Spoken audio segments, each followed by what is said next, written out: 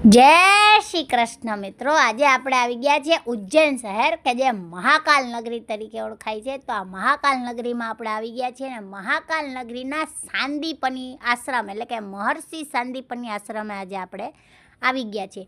તો આજે આપણે આ સાંદીપની આશ્રમની મુલાકાત લઈશું. એમાં જે કંઈ પણ છે એ હું તમને આજે બધું બતાવીશ ને મારી પાસે એનો જે કંઈ પણ થોડો ઘણો ઇતિહાસ છે એ પણ હું સાથે સાથે તમને જણાવીશ. તો મિત્રો, મારી સાથે મારી ચેનલમાં બન્યા રહેજો અને મારી ચેનલને લાઈક કરજો, શેર કરજો, સબસ્ક્રાઈબ કરજો અને હા, બેલ આઇકન દબાવવાનું ભૂલતા નહીં, જેથી કરીને કોઈ પણ નવા વિડીયો આવે તો સૌથી પહેલાં તમને નોટિફિકેશન મળી રહે. તો મિત્રો, આજે આપણે સ્ટાર્ટ કરીએ. જુઓ, આ છે ત્યાંનો કુંડ છે. એક કુંડ જે કૃષ્ણ ભગવાને બનાવેલો હતો એ કુંડ છે, એ તમને એના દર્શન થશે. મિત્રો જોઈ લો તમે, પાણી એ સરસ મજાનું છે. અને મિત્રો, આ જે ઉજ્જૈન નગર છે એટલે કે આ ઉજ્જૈન શહેર છે એ હજારો વર્ષ અહીંયા જૂની શાળા આવેલી છે. આ મહર્ષિ સાંદીપનીનો આશ્રમ છે એ શાળા જ હતી મિત્રો, કે જ્યાં ભગવાન શ્રી કૃષ્ણ ભણ્યા હતા અને 64 કળા શીખ્યા હતા મિત્રો. હવે ભગવાન શ્રી કૃષ્ણ, બલરામ અને સુદામા બાળપણમાં શિક્ષણ મેળવવા માટે ગુરુ સાંદીપનીના આશ્રમમાં આવ્યા હતા. ત્રણેયએ પોતાનું પ્રાથમિક શિક્ષણ અહીંથી જ શરૂ કર્યું હતું. ભગવાન શ્રી કૃષ્ણ, બલરામ અને સુદામા બાળપણમાં શિક્ષણ મેળવવા માટે ગુરુ સાંદીપનીના આશ્રમમાં આવ્યા હતા. ત્રણેયએ પોતાનું પ્રાથમિક શિક્ષણ અહીંથી જ શરૂ કર્યું હતું. મહર્ષિ સાંદીપનીનો આ આશ્રમ મંગળનાથ રોડ ઉપર આવેલો છે. આશ્રમની પાસેના ક્ષેત્રને અંકપાત નામથી ઓળખવામાં આવે છે. કહેવાય છે કે આ સ્થાનનો ઉપયોગ ભગવાન કૃષ્ણએ પોતાની કલમ ધોવા માટે કર્યો હતો. એવું કહેવાય છે કે પહેલાં આ આશ્રમ ઘાસ પૂસનો બનેલો હતો, પરંતુ ત્યારબાદ તેને બચાવવા માટે તેનું કોન્ક્રીટથી નિર્માણ કરાયું. મહર્ષિ સાંદીપની આશ્રમના પૂજારીનું કહેવું છે કે આ આશ્રમ 5266 વર્ષ જૂનો છે.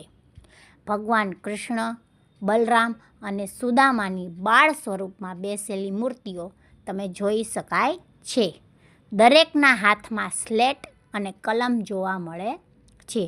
જ્યારે ભગવાન કૃષ્ણ અહીં અભ્યાસ માટે આવ્યા ત્યારે તેમની ઉંમર 11 વર્ષની હતી. એવું કહેવાય છે કે ભગવાન શ્રી કૃષ્ણએ અહીંથી 64 વિદ્યાઓ અને 16 કળાઓનું જ્ઞાન પ્રાપ્ત કર્યું હતું. મામા કંસનો વધ કર્યા બાદ તેઓ બાબા મહાકાલેશ્વરની નગરી અવંતિકા આવ્યા અને 64 દિવસ સુધી રહીને શિક્ષણ મેળવ્યું હતું. તો મિત્રો જુઓ, તમે જોઈ શકો છો આ બધી 64 કળાઓની ચિત્રો તમને દેખાતા હશે, એ તમે અહીં જોઈ રહ્યા છો ત્યાં. અને એ 64 દિવસમાં આ ભગવાન કૃષ્ણએ શીખ્યા હતા 64 કળા અને 16 કળાનો અભ્યાસ અહીં લીધો હતો. હવે સાંદીપની હિન્દુ ધર્મના મહાકાવ્ય ગ્રંથ મહાભારત અને ભાગવત મહાપુરાણમાં વર્ણવેલ ઋષિ હતા. સાંદીપની ઋષિનો આશ્રમ એ અવંતી નગરી એટલે કે ઉજ્જૈન શહેરમાં હતો. તે કાશ્ય નામના ઋષિના પુત્ર હતા. શ્રી કૃષ્ણ તેમજ તેમના મોટા ભાઈ બલરામ અને બાળ સખા સુદામાએ બાળપણમાં એમના આશ્રમમાં વિદ્યાભ્યાસ કર્યો હતો. ભણી રહ્યા પછી ગુરુ દક્ષિણા માગો કહેતા સાંદીપનીએ પોતાનો પ્રભાસના દરિયામાં ખોવાઈ ગયેલ પુત્ર માગ્યો હતો. કૃષ્ણ અને બલરામે પ્રભાસ ગયા અને ત્યાંથી પંચજન્ય એટલે કે શંખસુર નામના દૈત્યના કબજામાં રહેલ પુત્ર પુનર્દત્તને પાછો લાવી આપ્યો હતો. ઉજ્જૈન અવંતિકામાં સાંદીપની મુનિનો આશ્રમ હતો. તે જગ્યાએ હાલ એક મંદિર છે, જેમાં ગુરુની આરસની પ્રતિમા આવેલી છે. સાંદીપની મુનિના આશ્રમમાં રહેતા વિદ્યાર્થીઓને અભ્યાસ કરવાના સ્થાનને અંકપાત કહેતા. આજે પણ ઉજ્જૈનનો એ વિસ્તાર જ્યાં આ આશ્રમ હતો તે અંકપાતના નામથી ઓળખાય છે. હવે મિત્રો, સાંદીપની, જેને ક્યારેક સાંદીપન તરીકે પણ ભાષાંતર કરવામાં આવે છે, તે હિન્દુ ધર્મમાં કૃષ્ણ અને બલરામના ગુરુ છે. તેમણે તેમને બધા વેદ, ચિત્રકામ, ખગોળશાસ્ત્ર, ગંધર્વ વેદ, દવા, હાથી અને ઘોડાઓને તાલીમ આપવા અને તીરંદાજી વિશે શિક્ષિત કર્યા હોવાનું માનવામાં આવે છે. ભાગવત પુરાણમાં સાંદીપની વિશેની વાર્તા વર્ણવવામાં આવી છે. સાંદીપનીના નિવાસ સ્થાનને વિદ્યાર્થી તરીકે રહેતા કૃષ્ણ અને બલરામ અને તેમના મિત્ર સુદામા બંને ભાઈઓએ દરેક પાઠમાં નિપુણતા મેળવી હતી.